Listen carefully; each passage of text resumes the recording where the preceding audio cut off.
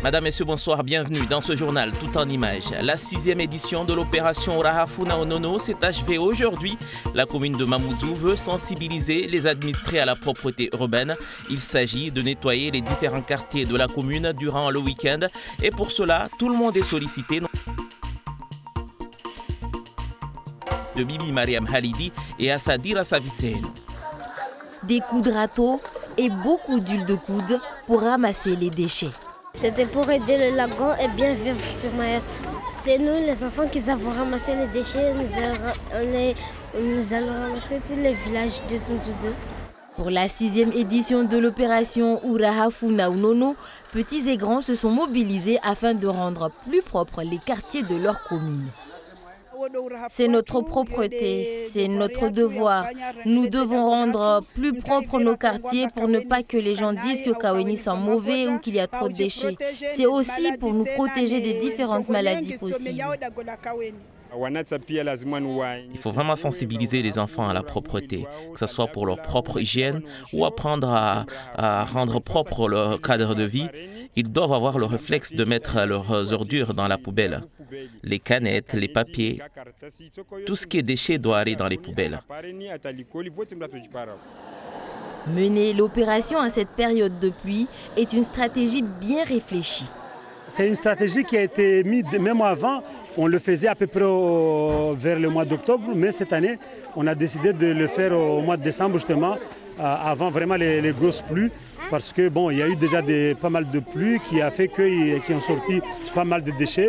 Donc on va en profiter justement pour nettoyer. Mais sinon, le nettoyage normal des caniveaux, mais ça a commencé depuis un long moment par le service technique. La mairie de Mamoudzou compte redoubler d'efforts pour sensibiliser de plus en plus la population. Il est nécessaire de se rappeler que la propreté doit être une priorité pour tous. Dans la région à Madagascar, l'attente est longue. Les résultats provisoires partiels donnent Andry Rajoelina largement en tête. Les partisans de son adversaire, Marc Ravalomanan, s'inquiètent. Les points de vue de deux côtés avec Misbahoudine Bakar et Fahar Hussein. Nous, personnellement, nous sommes représentants des candidats.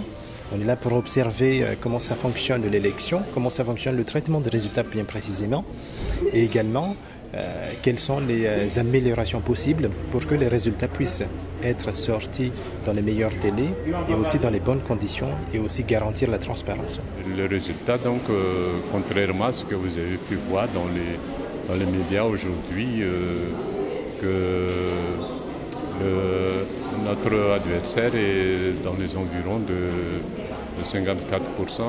Nous, on peut vous dire que pas plus tard que ce matin, c'est exactement le résultat inverse parce qu'on est à peu près à 55% des résultats en notre faveur et 45% donc en faveur de notre adversaire.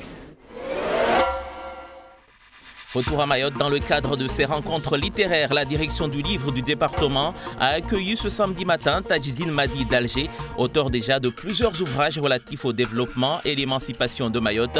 Il a présenté au public son nouveau livre intitulé Mayotte entre malaise, violence et délinquance.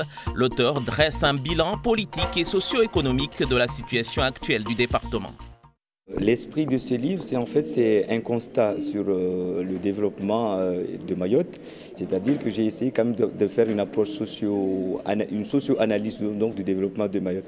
C'est-à-dire que à chaque fois, à chaque coin de rue, on nous parle de la délinquance. Donc je me suis dit, Mayotte entre malaise, violence et délinquance, Mayotte va mal, Mayotte va mieux, mais où va Mayotte? Pourquoi cette problématique, où va Mayotte? Parce que quand on écoute la population dit Mayotte va mal. Et quand on écoute les élus, ils nous disent mais depuis qu'on est au pouvoir, Mayotte va mieux.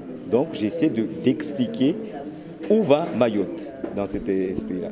Le message que j'essaie de passer quand même, c'est en fait que chaque Maoré doit se considérer comme porteur de projet. Qu'on arrête de taper sur les doigts de nos élus parce que je pense qu'aujourd'hui, on a quand même un pléthore d'universitaires sur lesquels on peut compter. Et si chaque Maoré se considère comme porteur de projet en participant à ce genre d'événements ou en allant dans des réunions de démocratie participative, je pense que là, on pourra développer Mayotte, on pourra faire des projets de société. sport, l'amicale des supporters de Racing Club de Barakani a organisé aujourd'hui son traditionnel tournoi de futsal, un tournoi réservé aux adultes, mais les enfants n'ont pas été oubliés. Ce matin, ils ont pu découvrir d'autres manières de pratiquer le football avec des animations portées par la Ligue mahoraise de football. Reportage à Barakani, Bibi Maria Malidi et Rassadi Razafitseno. Ballon ou bien futnet, ces jeunes de Barakani ont appris des sports nouveaux. Pour Patrick Dalani, il est nécessaire de s'ouvrir au monde et apprendre autre chose.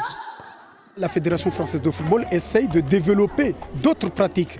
Ça veut dire quoi? Il n'y a pas que le football ordinaire. Sur le terrain, on connaît bien le terrain à gazon, le terrain à foot à 11. Mais aussi, on est en train de développer le foot à 5, le foot à 8. D'autres pratiques qui permettent aux personnes ou aux gens qui n'ont pas assez de temps ou qui n'ont pas les moyens d'aller jouer le foot classique, d'avoir d'autres pratiques et faire du sport pour leur santé. Au même endroit, le grand tournoi futsal qui est à sa 6e édition. Une édition qui s'annonce prometteuse. On a quand même un joueur qui est de Barakani, qui est El Fardou Nabouhan, qui joue à l'Étoile Rouge de Belgrade, qui nous a donné une surprise pour le joueur qui sera élu meilleur joueur de ce tournoi. Donc je pense quand même que c'est bien pour nous parce que c'est un petit jeune qu'on a vu débuter ici même à Barakani sur le terrain que vous voyez à côté et maintenant qui joue la Ligue des Champions contre le PSG et contre Liverpool. Donc je pense que c'est un bel exemple de football, un exemple que les jeunes qui sont ici, d'ailleurs on va le dire quand on annoncera les trophées tout à l'heure, c'est un exemple que beaucoup de jeunes à Mayotte peuvent suivre parce qu'à Mayotte on a de jeunes talents et on a de vrais talents et que s'ils pouvaient s'exprimer dans des meilleurs équipements ou dans des manifestations comme celle-ci, nous, ça nous fait chaud au cœur. Chaque année, l'amicale des supporters de Racing Club de Barakani organise ce tournoi pour maintenir un esprit de convivialité entre tous les sportifs de l'île. C'est la fin de cette édition, merci de l'avoir suivi. Prochain rendez-vous avec l'actualité demain à 6h à la radio. L'info continue sur le site de La Première et sur nos réseaux sociaux. Bonne soirée.